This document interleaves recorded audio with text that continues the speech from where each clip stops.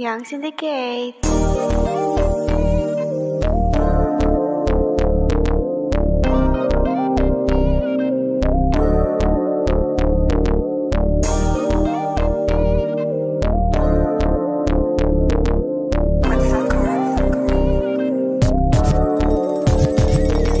Marami siyang lalaki, paiba-iba kasama niya. Dahil sa dami, kala niya maganda siya. Feeling cool kasi malinis pa rin kutis niya. Pero tangina nagiging marumi na ekot niya.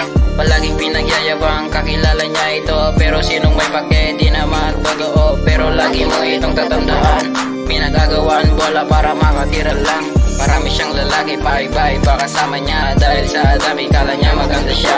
Feeling cool kasi malinis pa rin kutis niya. Pero tangina nagiging marumi na ekot niya. Palaging pinagyayabang, kakilala niya ito. Pero sinong may pake, di naman totoo. Pero lagi mo itong tatandaan, pinagagawaan bola para makatira lang. Iba't ibang lalaki ang nakakasama niya. Sa itsura at postura masasabi mo na pagkatapos kang pakinabangan, negis ka na. Ganyan naman talaga ang ugali nila. Paano ko nasabi? Ito ang pruweba. Siya ang tunay na anak ni Adan at Eva. Kilalang bayarin sa aming syudad. Siya kabilang sa mga mababaan lipat. Magaling maglihim, madaling mapansin. Mga alibay mo bitch, madaling basahin. Likas tingin, huwag ka sa'kin nagpapansin.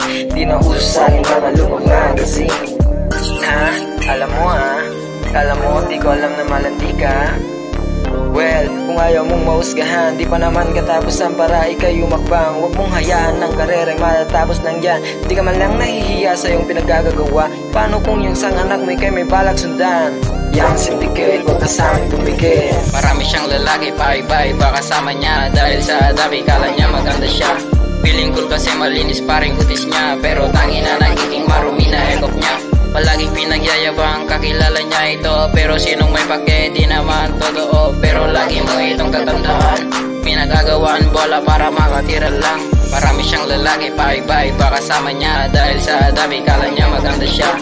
Feeling cool kasi malinis pa rin kutis niya. Pero tangina nagiging marumi na ekop niya. Palaging pinagyayabang, kakilala niya ito. Pero sinong may pake, di naman totoo. Pero lagi mo itong tatandaan, pinagagawaan bola para makatira lang.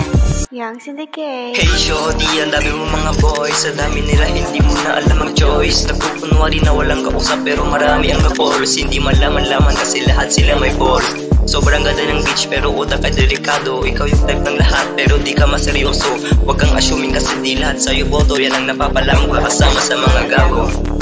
Slim waist, juicy hips, parang ko sa IG. Killer style, body rail, like a painting in a valley. Walking flame, every frame, parang sila sa movie. Laging trending kahit di ka nagpa-post ng selfie. Pag dumadaan ka lahat nagiging fanatic. Lumalakas ang ulan kahit wala namang magic. Di ka ordinary baby, ikaw yung type. Yung sa katawan palang buong verse ko ng hype. Yeah. Flow ko na phone, flow ko sa phone. Show ko na jokes, glow in the zone. Glow ko sa night, glow ko on site. Show ko na pride, glow in the zone. Bitch ko na go, stick to the bone.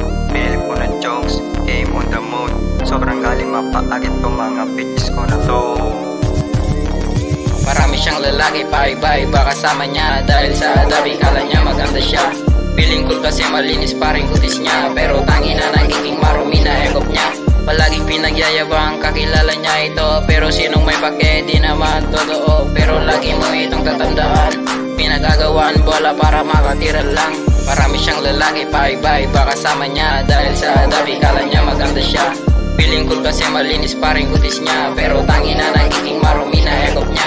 Palaging pinagyayabang, kakilala niya ito. Pero sinong may pake, di naman totoo. Pero lagi mo itong tatandaan, pinagagawaan bola para makatira lang. Young Syndicate. Daming mga bitch na gustong lumapit sa akin. Ayoko sa maasim, di ko na pinapansin. Puro landi ang galawan, di ako naaaliw. Puro acting lang, parang teleserye sa gabi. Bitch na pa-sweet, pero utak palaban. Gagamitin ka lang, tas bigla ang lalayasan. Puro filter sa mukha, pero empty sa loob. Pag nakuha na gusto nila, ikaw naman ubos. Di mo ko malinin lang, kahit pa na sexy. Kahit na ilang ulit pang tawaging daddy. Tapos ayoko rin sa mga babaeng lazy. Di mo ko mabibigani kung puso mo'y shady. Glow ko na phone, glow ko sa cold. Show ko na jokes, glow in the zone.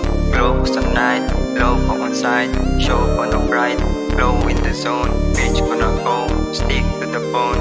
Feel ko na jokes, game on the mode. Sobrang galing mapaakit ko mga bitches ko na to. Marami siyang lalaki, paiba-iba kasama niya. Dahil sa dami kala niya maganda siya.